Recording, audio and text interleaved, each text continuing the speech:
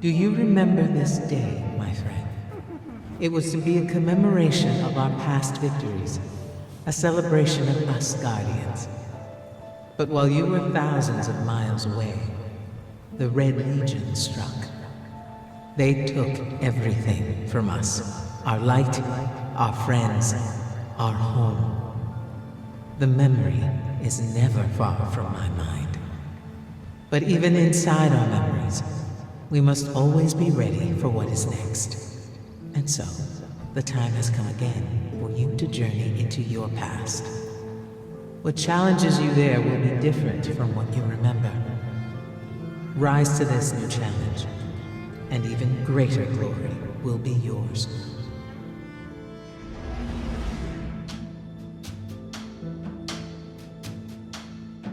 Hey everybody, it's your buddy Beard Grizzly.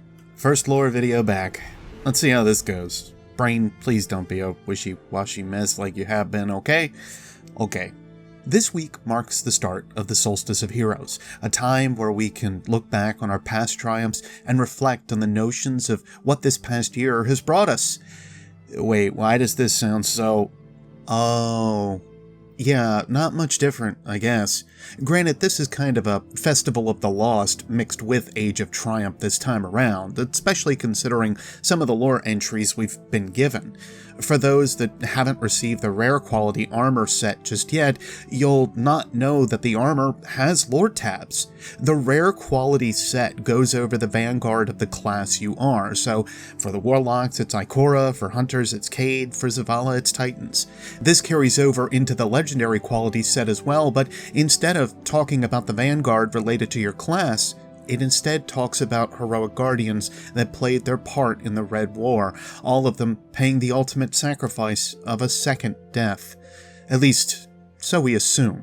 Very few come right out and say that the guardian involved is killed off, but some of them do. While I do want to cover the stories of the Vanguard in their own chapter here on the channel, I wanted to call to note these legendary entries, the ones that mention and focus on these different guardians. Most of them we have names for, some we don't. Some put to rest an old debate that we can finally move away from. Before we get to that, however, I think it worth bringing up an old group of non-Guardians that also put their lives on the line for the sake of the people. This group, among others I am sure, is talked about by Shioko Mei, the president of a corporation called Daito. We're still piecing together a lot of information when it comes to Daito, especially with implications that they existed during the Golden Age, but Chioko talks about why the Daito logo looks the way it does, especially in the entry for the TAKANOME wings. In the darkest days, we didn't have many guardians, and those who ghosts had revived were scattered across the solar system, far from the people who needed protection as they made their way to the city in the Traveler's Shadow. From their perches high up in the mountains, the TAKANOME Rangers guarded the refugee roads to the city. Their rifles brought down many fallen, as well as human bandits and murderers. But Rangers only had one life to give.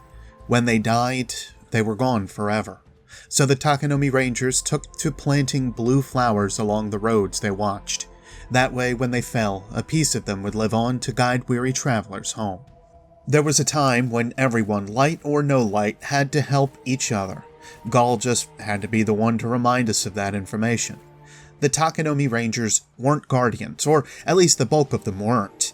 Eventually, the guard shifted for those entering the city to the guardians themselves, but the myth or legend of Ayane TAKANOME and her rangers was what fueled this legacy on.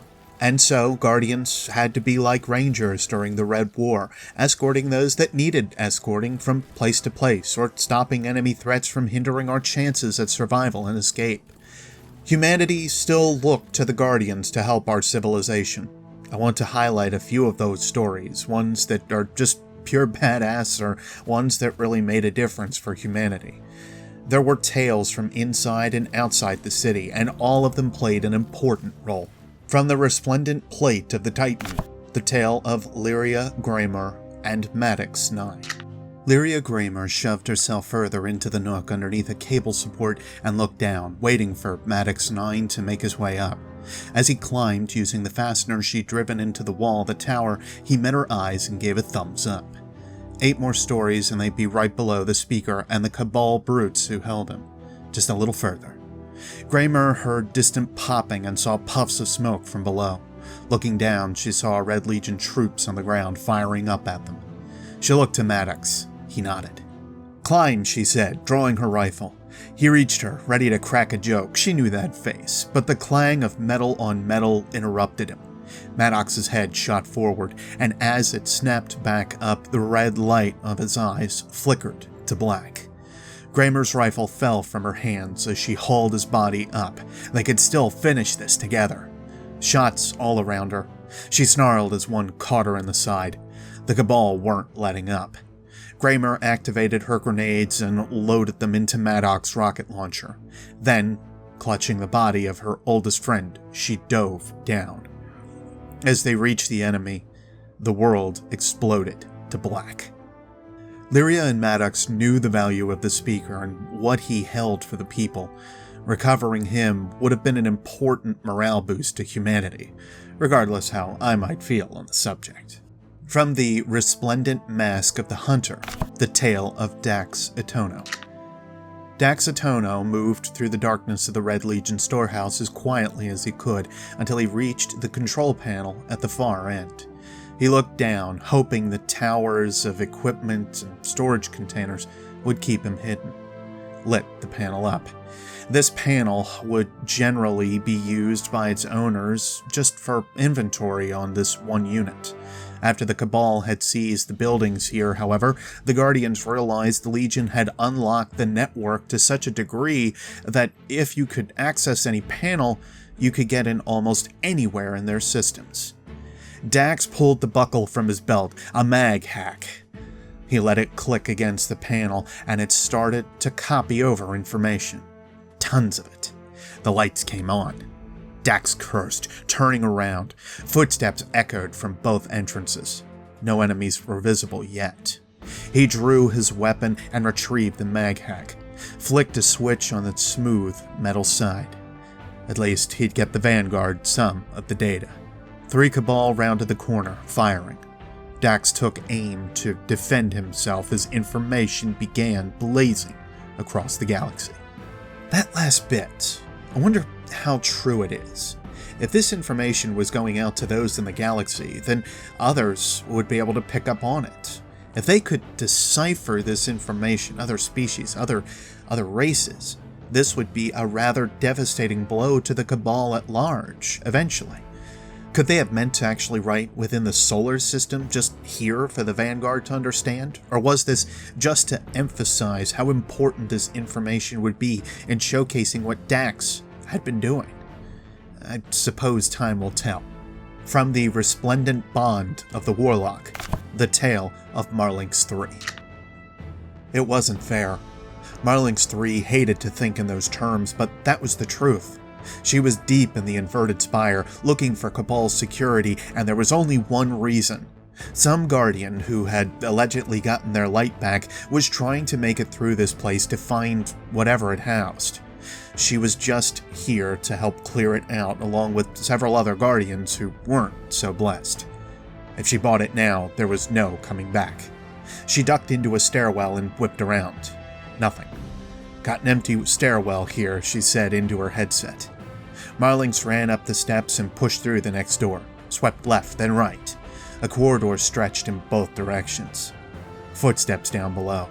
She shut the door behind her and went down the left hallway, toward the closest door. As her hand touched the doorknob, she heard a sound behind her. Gun at the ready, she spun around. A door had opened down the hall, and another Guardian was staggering through. No weapon. Wounded. In that moment, everything became clear. This was why she was here. She held up her hand. Stay there. She hurried back into the stairwell and shot off the handle, then turned to face the oncoming sound. Fair had nothing to do with it. Marlings is just a guardian that had helped us through the inverted spire on Nessus, knowing that we were the one hope that we might have in these dark times. Knowing the danger and knowing that this other injured guardian could do no more, she ran to her own possible death whilst we stopped the Cabal and Vex within the spire. Without her, who knows what might have happened to us, even with our light. She is just one of other several guardians that also gave themselves, possibly during that inverted spire mission. There are so many others to bring up, so many other names that hold an epitaph for themselves and the deeds they've done. In memoriam, I'd like to read their names. The Warlocks: Kanmu, Isa III, Calumet Ziv, Evola, Neth Pav, Serrano. The Hunters: Jima Nix, Trake, 3 unknowns. The Titans: Anokai Tai, Deimos 22, Estatel, Theus 7. Theus 7, the Sentinel Titan. It is the only one that I've found which speaks on what subclass the Guardian is as a whole, but this entry can finally put to rest the debate that we've had for a while now. Can Guardians use other supers? Or are we stuck into a single type that exists as a known whole, being that Defenders were the only ones that we had in Destiny 1, Sunsingers the only ones that we knew of in Destiny 1.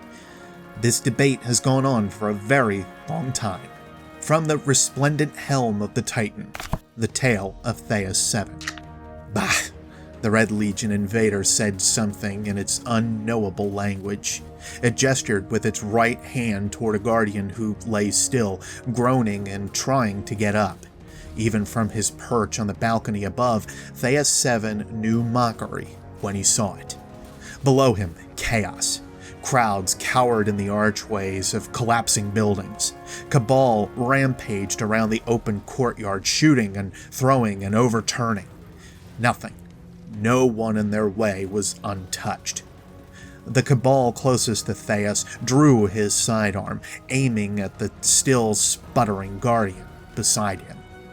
Theus drew his hand cannon and got the shot off before it could, then got a clean shot on another Cabal terrorizing a group of children. It wasn't long before the Red Legion focused fire on the balcony. He was a Sentinel, though, and he knew what to do. He leapt down, drawing on the power of the light to form his but the light's gone out. The air left his body. The ugly face of the Red Legion got closer. Nothing left to do. He shouted at the crowd to run as he primed a grenade. I'll read the part again. It wasn't long before the Red Legion focused fire on the balcony. He was a Sentinel, though, and he knew what to do. What we have here is a Sentinel Titan, not a Defender.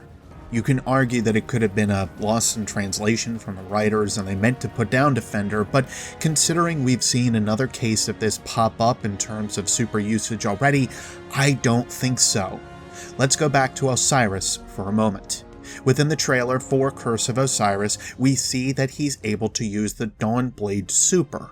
As it is, we're unsure exactly when Osiris is revived and able to start his journey as a guardian, but we do know that Nerwin and Fellwinter were teachers of Osiris.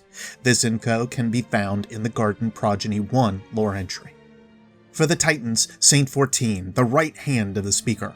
For the Hunters, Tallulah Fairwind, first in a long line of ever-changing representatives. And for the Warlocks, the already legendary warrior who had studied with Fellwinter and Nerwin themselves, Osiris. Now, this entry is written by Brother Vance, and we've seen how valid his information can be, or at least how extremely overstated it can be. But it would call to question a few things, especially for Osiris' overall thoughts on the Vex, especially being linked up with Fellwinter, but I feel that that might be for another time. If we're establishing Age of Osiris, this might be a good indicator for it, putting him old enough to know some of the Iron Lords.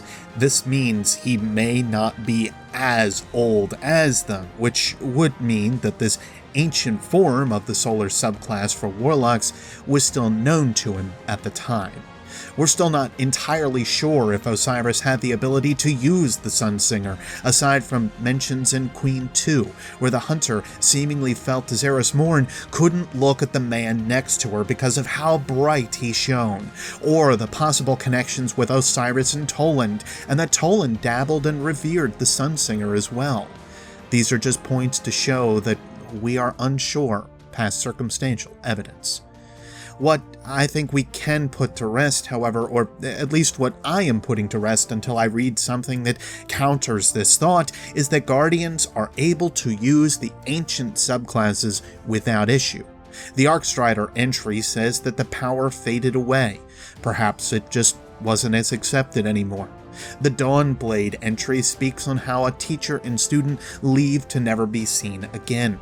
The Sentinel talks about how two possibly more recent hunters, Malfure and Shinobu, exist within the time of the Sentinel. Sometimes powers are simply used and new ways are accepted with time. That's all that it comes down to. Still, I know this will be a debate that will carry on longer than what subclass was dredging yore, and the evidence that we have here can be considered circumstantial or inconclusive.